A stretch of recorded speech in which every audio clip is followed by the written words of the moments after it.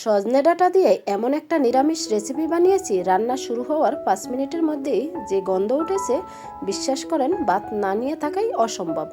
আমি বাজার থেকে টাটকা সজনে ডাঁটা এনে আজকে এমনভাবে মুগ ডাল দিয়ে রান্না করেছি, এই একটা ছোট্ট টিপস না জানলে এর স্বাদ কখনোই পাবেন না। আর ভিডিওর শেষে আমি সেই সিক্রেটটা দেখাবো, যেটা দিলে সাধারণ সজনে ডাঁটা হয়ে যাবে একদম অসাধারণ একটি রেসিপি। গ্যারান্টি দিচ্ছি, ভিডিওটা শেষ পর্যন্ত দেখলে আজকেই রান্না করতে ইচ্ছে করবে। হ্যালো এভরিওয়ান, আসসালামু আলাইকুম, welcome back to my channel. আপনারা সবাই কেমন আছেন? আশা করি যে যেখানে আছেন সবাই অনেক অনেক ভালো আছেন এবং সুস্থ আছেন। আর ভিডিওর শুরুতেই আপনাদের কাছে একটাই রিকোয়েস্ট, লাইক দিয়ে শেষ পর্যন্ত দেখুন। আশা করি আজকের রেসিপি আপনাদের কাছে খুবই ভালো লাগবে। রেসিপি ভালো লাগলে, চ্যানেলে নতুন হলে চ্যানেলটি সাবস্ক্রাইব করে বেল অন করে রাখতে পারেন নিত্য নতুন খুব সহজ সহজ রেসিপি পাওয়ার জন্য। আর বেশি ভালো লাগলে একটি শেয়ার করে সবাইকে দেখার সুযোগ করে দিতে পারেন। কথা না বাড়িয়ে চলে যাচ্ছি মূল রেসিপিতে। এখানে আমি 250 গ্রাম সজনে ডাঁটা নিয়েছি। ডাঁটাগুলো ছুরি দিয়ে ছোট ছোট করে কেটে নিয়েছি। এখন হাত দিয়েই আঁশগুলো তুলে নিচ্ছি। আর ভিডিওটা স্কিপ না করে শেষ পর্যন্ত দেখুন, কারণ আসল ম্যাজিকটা শেষে গিয়েছে। আশা করি আপনাদের কাছে খুবই ভালো লাগবে। তাই এক এক করে ডাঁটার আঁশগুলো হাত দিয়ে তুলে নিচ্ছি।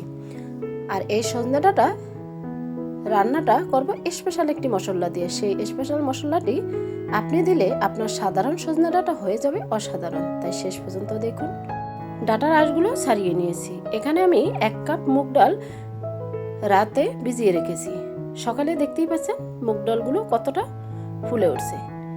7 থেকে 8 ঘন্টা ভিজিয়ে রাখলে এই ডালটা বাটতেও সুবিধা, আর বড়াগুলো খুবই সফট হবে। তাই 7 থেকে 8 ঘন্টা পর ডালগুলো ভালো করে ধুয়ে এখন ছাঁকনিতে ছেঁকে নিয়েছি। এক ফোঁটাও পানি থাকবে না। এখন নিয়েছি একটি বাটনাতে ডালগুলো বেটে নিব। আর এই মুগ ডালের বড়াটা দিয়েই সজনেগুলো রান্না করব স্পেশাল একটি মশলা দিয়ে।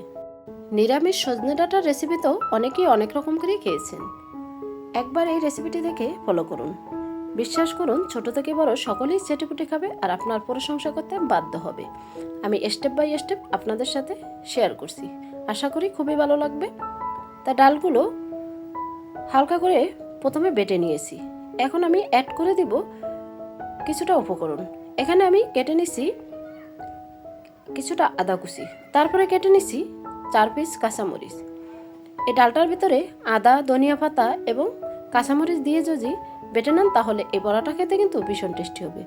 তাই পরিমাণ মতো ধনে পাতাও কেটে নিচ্ছি। এখন আদা, মরিচ, ধনিয়া পাতা দিয়ে ভালো করে ডালটা একদম মিহি করেই বেটে নিব। একটু সময় ধরেই বেটে নিতে হবে। যে কোনো কাজ ধৈর্য ধরে করলেই সফলতা আসে। তাই আমরা রান্নাটাও কিন্তু ধৈর্য সহকারেই করি। খাওয়ার সময় খুব তৃপ্তি করে খেয়ে থাকি। আর সবার প্রশংসা পেলে সত্যিই কিন্তু ইচ্ছা করে বারবারই রান্না করি এরকম মজার মজার কিছু আইটেম। তো ডালগুলো বাটা হয়ে গেছে, একদম মিহি করে বেটে নিয়েছি, দেখেই বুঝতে পারছেন। ধনিয়া পাতার কারণে কালারটা একটু চেঞ্জ হয়ে গেছে। এখন ডালগুলো আমি বাটনাতে মাঝখানে নিয়ে নিলাম। আর এক এক করে সবগুলো উপকরণ দিয়ে মিক্স করে নিব। যেহেতু নিরামিষ তাই পেঁয়াজ দেওয়া যাবে না, তাই দিয়ে দিলাম স্বাদ মতো লবণ, 1/2 টেবিল চামচ হলুদের গুঁড়া, 1/2 টেবিল চামচ ধনিয়ার গুঁড়া, 1/2 টেবিল চামচ জিরার গুঁড়া দিয়ে হাত দিয়ে ভালো করে মিক্স করে নিছি। আর রেসিপিটি কেমন হয়েছে অবশ্যই কমেন্টের মাধ্যমে মূল্যবান মতামত রাখবেন। ভিডিওটি দেখতে দেখতে যারা এই পর্যন্ত আসছেন একটি লাইক দিতে ভুলে গেছেন। ছোট্ট একটি লাইক দিয়ে শেষ পর্যন্ত দেখুন। আপনাদের সবাইকে অসংখ্য ধন্যবাদ ভিডিওটি শেষ পর্যন্ত দেখার জন্য। তাই মুগ ডালের পেস্ট আমি একটা প্লেটে তুলে নিছি।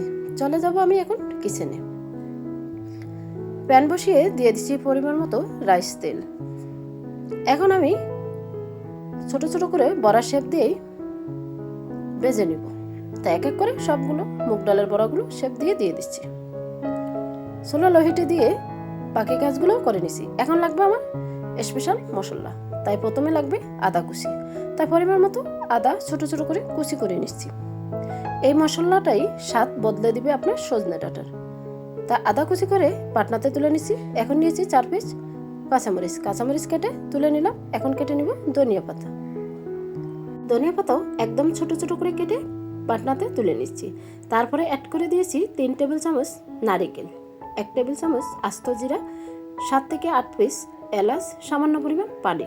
এখন ভালো করে মশলাটা পিষে নিব। একটু সময় ধরেই পিষে নিতে হবে, যেহেতু বাটনা সাথে সাথে তো পিষা হবে না, একটু সময় ধরেই পিষে নিচ্ছি আমি।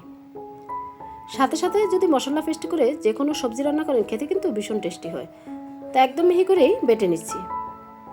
এই মশলাটা এভাবে বেটে এক এক করে সবগুলো উপকরণ অ্যাড করেই নিব, তাহলে নিরামিষ সজনে ডাঁটা রেসিপিটা খেতে কিন্তু ভীষণ টেস্টি হবে।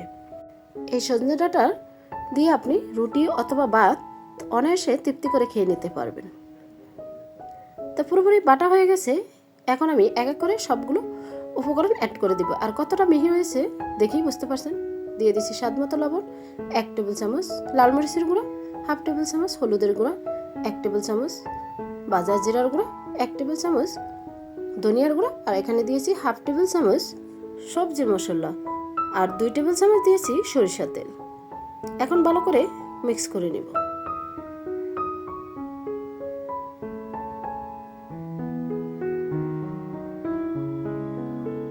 ভালো করে মিক্স করে একটা বাটিতে মশলাটুকু তুলে নেব।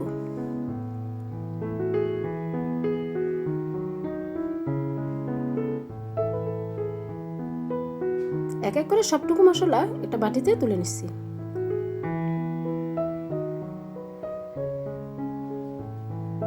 দেখতেই পাচ্ছেন কত সুন্দর একটি মশলা বানানো হয়ে গেছে।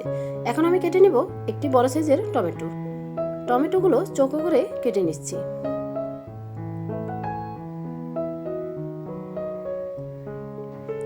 টমেটো কাটা হয়ে গেছে, এখন আমি প্লেটে তুলে নিচ্ছি। এখন কেটে নিব একটি মিডিয়াম সাইজের আলু।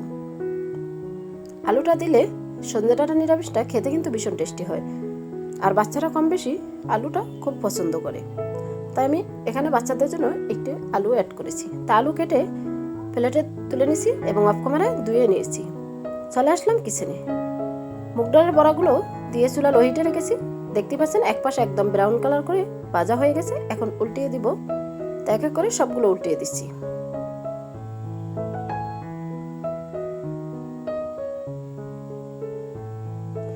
মুগ ডালের বড়া দিয়ে কি এভাবে কখনো নিরামিষ সজনে ডাঁটা খেয়েছেন? খেয়ে না থাকলে ট্রাই করতে পারেন। আশা করি সবাই আপনার প্রশংসা করবে। খেতে কতটা যে মজার একবার বানালেই বুঝতে পারবেন, আর কষা মাংসের স্বাদকেও হার মানাবে। তো এক এক করে সবগুলো বড়া আমি উল্টিয়ে ভেজে নিচ্ছি। এখন 2 থেকে 3 মিনিট চুলা রেখে ভেজে নিব। তো পুরোপুরিভাবে ভাজা হয়ে গেছে। এখন তেল ঝরিয়ে একটা প্লেটে বড়াগুলো তুলে নিচ্ছি।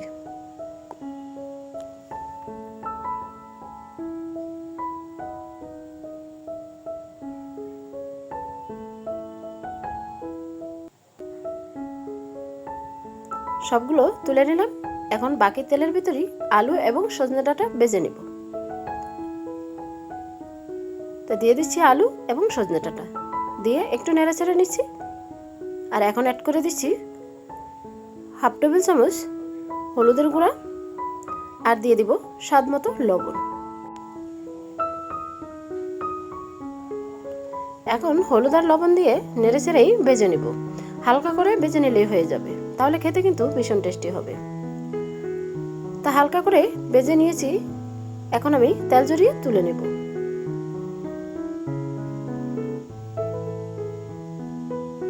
তা এক এক করে আলু এবং সজনে ডাঁটাগুলো প্লেটে তুলে নিচ্ছি। আর বাকি তেলের মধ্যেই আমি অ্যাড করে দিব সেই স্পেশাল মশলা দিয়ে 2 থেকে 3 মিনিট ভেজে নিব, তাহলে মশলার আর গন্ধটা থাকবে না।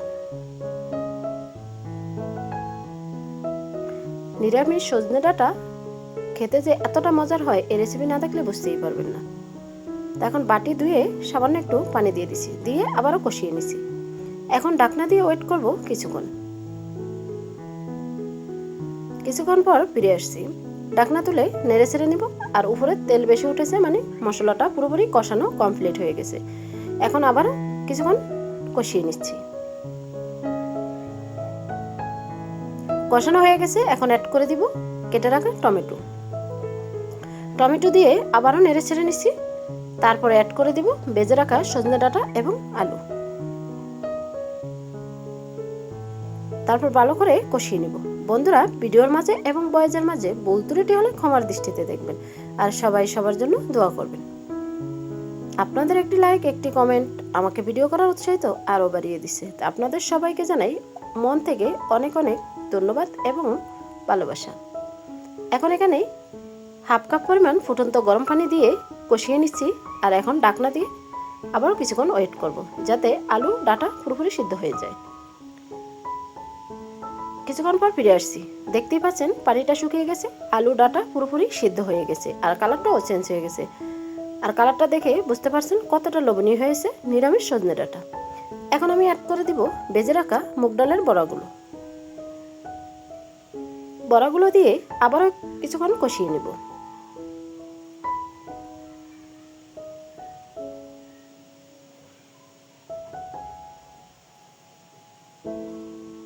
বড়াগুলো দিয়ে আবারও ভালো করে কষিয়ে নেওয়া হয়ে গেছে। এখন অ্যাড করে দেব 2 কাপ পরিমাণ ফুটন্ত গরম পানি। গরম পানিটা দিলে তরকারির স্বাদ কিন্তু দ্বিগুণ বেড়ে যাবে। সবসময় চেষ্টা করবেন গরম পানি দেওয়ার। তো গরম পানি দিয়ে আবারও নেড়ে ছেড়ে নিচ্ছি।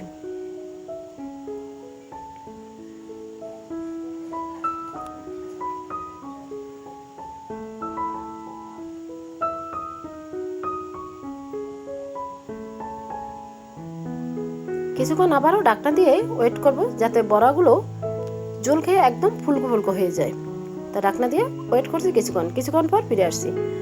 দেখতেই পাচ্ছেন জলটা শুকিয়ে একদম মাখো মাখো রান্নাটা হয়েছে। আর এখন অ্যাড করে দিচ্ছি ধনিয়া পাতা দিয়ে নেড়ে ছেড়ে নিচ্ছি। তারপর অ্যাড করে দিব সেই স্পেশাল একটা জিনিস, সেটা দিলে স্বাদ বহুগুণে বেড়ে যাবে। সেই জিনিসটা হলো 1 চামচ ঘি এবং 1 চামচ ভাজা জিরার গুঁড়া এবং ধনিয়ার গুঁড়া। তা এখন ভাজা জিরার গুঁড়া, ধনিয়ার গুঁড়া আর ঘি দিয়ে ভালো করে মিক্স করে নিছি। এই ঘি দেওয়ার কারণে এর ফ্লেভার কতটা সুন্দর হতে পারে তা আপনি দিয়ে রান্না করলে বুঝতে পারবেন। আর এই ফ্লেভারের কারণে ভাত না খেয়ে থাকতেই পারবেন না, সাথে সাথে মন চাইবে যে ভাত অথবা রুটি নিয়ে বসে পড়ি। রান্নাটা পুরোপুরি কমপ্লিট হয়ে গেছে। এখন একটা বাটিতে পরিবেশন করে দেখিয়ে দিচ্ছি কতটা লোভনীয় হয়েছে সাধারণ সজনে ডাঁটার নিরামিষ রেসিপি। তা এক এক করে সবটুকু বাটিতে তুলে নিচ্ছি।